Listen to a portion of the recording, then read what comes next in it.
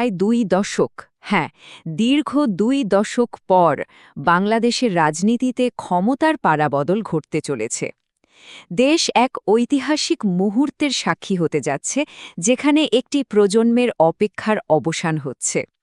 আসুন বিস্তারিতভাবে জেনে নেওয়া যাক এই নতুন সরকারের শপথ গ্রহণ এবং এর পেছনের খুঁটিনাটি বিষয়গুলো। ত্রয়োদশ জাতীয় সংসদ নির্বাচনে ২/৩ বেশি সংখ্যাগরিষ্ঠতা নিয়ে ক্ষমতায় আসছে বিএনপির নেতৃত্বাধীন জোট, আর সব ঠিক থাকলে আসছে মঙ্গলবারই তারা শপথ নিতে যাচ্ছে। এর মধ্য দিয়ে কিন্তু দেশ এক নতুন রাজনৈতিক অধ্যায়ে পা রাখতে চলেছে। তো একটা নতুন সরকারের শপথ গ্রহণ অনুষ্ঠান সবসময়ই একটা বিরাট ব্যাপার, তবে এবারের আয়োজনে এমন কিছু বিশেষত্ব রয়েছে যা এটিকে আরও বেশি তাৎপর্যপূর্ণ করে তুলেছে। চলুন দেখে নিই এই ঐতিহাসিক মুহূর্তের জন্য ঠিক কি প্রস্তুতি নেওয়া হয়েছে। প্রথমেই যে বিষয়টা সবার নজর কাড়ছে তা হল শপথ অনুষ্ঠানের জায়গা বা ভেন্যু। এতদিন ধরে আমরা দেখে এসেছি মন্ত্রিসভার শপথ হয় বঙ্গভবনের দরবার হলে, কিন্তু এবার সেই ঐতিহ্য ভেঙে ইতিহাসে প্রথমবারের মতো জাতীয় সংসদ ভবনের দক্ষিণ প্লাজায় এই অনুষ্ঠানের আয়োজন করা হচ্ছে। বলা যেতে পারে এটা রাষ্ট্রীয় আনুষ্ঠানিকতাকে সাধারণ মানুষের আরও কাছাকাছি নিয়ে আসার একটা প্রতীকী চেষ্টা। আর আয়োজনের ব্যাপ্তিটাও কিন্তু কম নয়। এই বিশাল অনুষ্ঠানে প্রায় ১,০০০ অতিথিকে আমন্ত্রণ জানানো হচ্ছে। দেশি বিদেশি গণ্যমান্য ব্যক্তিদের উপস্থিতিতে জাতীয় সংসদ প্রাঙ্গণ সেদিন এক মিলন মেলায় পরিণত হবে, তা বলাই বাহুল্য। প্রস্তুতি যে কতটা নিখুঁত তার আরেকটা প্রমাণ দিচ্ছি। নতুন মন্ত্রীদের ব্যবহারের জন্য এরই মধ্যে ৫০টি বিশেষ গাড়ি প্রস্তুত রাখা হয়েছে।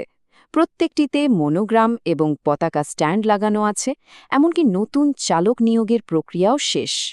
সবকিছুই যেন জানান দিচ্ছে একটা নতুন সূচনার জন্য রাষ্ট্রযন্ত্র পুরোপুরি তৈরি। এখন সবার মনে যে প্রশ্নটা ঘুরপাক খাচ্ছে তা হল, কারা আসছেন এই নতুন মন্ত্রিসভায়? কেমন হতে পারে এর গঠন? কারণ একটা সরকারের সাফল্য তো অনেকটাই নির্ভর করে তার মন্ত্রিসভার ওপর। আসুন এর সম্ভাব্য চিত্রটা একবার দেখে নেওয়া যাক। নতুন সরকারের প্রধানমন্ত্রী হিসেবে শপথ নিতে যাচ্ছেন বিএনপির চেয়ারপারসন তারেক রহমান, আর ধারণা করা হচ্ছে তিনি নিজে প্রতিরক্ষা ও সশস্ত্র বাহিনী বিভাগসহ অন্তত ৫টি গুরুত্বপূর্ণ মন্ত্রণালয়ের দায়িত্ব রাখবেন, যা থেকে ক্ষমতার কেন্দ্রে তার শক্ত অবস্থানের একটা পরিষ্কার ইঙ্গিত পাওয়া যাচ্ছে।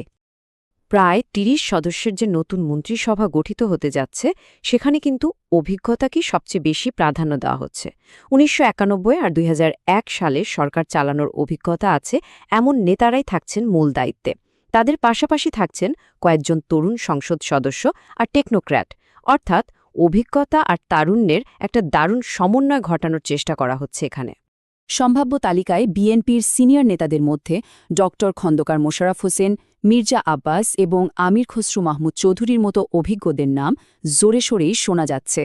একই সাথে জোটের ঐক্য ধরে রাখতে যুগপৎ আন্দোলনে পাশে থাকা শরিক দলগুলো থেকেও আন্দালিব রহমান পার্থ, জোনায়েদ সাকি এবং নুরুল হক নূরের মতো নেতাদের মন্ত্রিসভায় জায়গা পাওয়ার সম্ভাবনা বেশ প্রবল। এবারের শপথ গ্রহণ অনুষ্ঠানটা যে শুধু রাজনৈতিক কারণেই গুরুত্বপূর্ণ তা কিন্তু নয়, সাংবিধানিক দিক থেকেও এটা বেশ ব্যতিক্রমী হতে চলেছে। একটা বিশেষ পরিস্থিতির কারণে শপথ প্রক্রিয়ায় কিছু পরিবর্তন এসেছে, যা একে আলোচনার কেন্দ্রে নিয়ে এসেছে। দেখুন, সংবিধান অনুযায়ী নবনির্বাচিত সংসদ সদস্যদের শপথ পড়ানোর দায়িত্ব কিন্তু স্পিকার বা তার অনুপস্থিতিতে ডেপুটি স্পিকারের। কিন্তু এখানে দ্বাদশ সংসদের স্পিকারের অবস্থান অজানা আর ডেপুটি স্পিকার কারাগারে, ফলে একটা সাংবিধানিক শূন্যতার আশঙ্কা তৈরি হয়েছিল। তাই ভবিষ্যতে যেন কোনো আইনি জটিলতা তৈরি না হয়, সেজন্য সংবিধান মেনেই গেজেট প্রকাশের ৩ দিন পর প্রধান নির্বাচন কমিশনার এএমএম নাসির উদ্দিন এই শপথ পাঠ করাবেন। যে কোনো সরকারের পথ চলা শুরু হয় জনগণের রায়ের মধ্য দিয়ে, আর আন্তর্জাতিক স্বীকৃতি সেই পথকে আরও মসৃণ করে। চলুন দেখি বিএনপি ঠিক কীরকম জনরায় নিয়ে ক্ষমতায় আসছে এবং বিশ্বমঞ্চে এই শপথ অনুষ্ঠানের গুরুত্বটাই বা কতটা। গত ১২ই ফেব্রুয়ারি নির্বাচনে বিএনপি একাই পেয়েছে ২০৯টি আসন, যা নিরঙ্কুশ সংখ্যাগরিষ্ঠতা। এই রায়ের মাধ্যমেই প্রায় ২ দশক পর দলটি সরকার গঠন করতে যাচ্ছে, আর বেশ মজার ব্যাপার হলো ৬৮টি আসন পেয়ে তাদের একসময়ের মিত্র জামায়াতে ইসলামী এবার প্রধান বিরোধী দলের আসনে বসতে চলেছে, যা সংসদের ভেতরে একটা নতুন রাজনৈতিক সমীকরণ তৈরি করতে পারে। নতুন সরকারের এই যাত্রাকে ঘিরে আন্তর্জাতিক পর্যায়েও কিন্তু বেশ আগ্রহ দেখা যাচ্ছে। অন্তর্বর্তী সরকারের পক্ষ থেকে এরই মধ্যে ১৩টি দেশের সরকার প্রধানকে আমন্ত্রণ জানানো হয়েছে।